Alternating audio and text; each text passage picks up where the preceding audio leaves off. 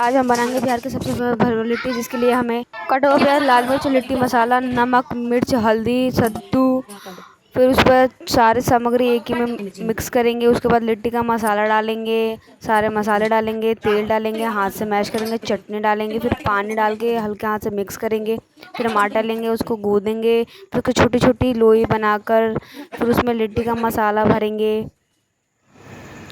इसी प्रकार से हम सभी लिट्टियों को भर के तैयार कर लेंगे। फिर हम एक पैन लेंगे, उसमें ऑयल से ग्रीस करके एक एक करके लिट्टियों को इस प्रकार सजाएंगे कि वो लिट्टी आपस में चिपके ना, थोड़ी दूरी बनाकर। फिर उसके बाद हम पैन लेंगे, गैस पे चढ़ा के लिट्टी को रख के फिर ढक देंगे 5 मिनट के लिए। तैयार है हमारे स्वादिष्ट बिहार की फेमस लिट्टी।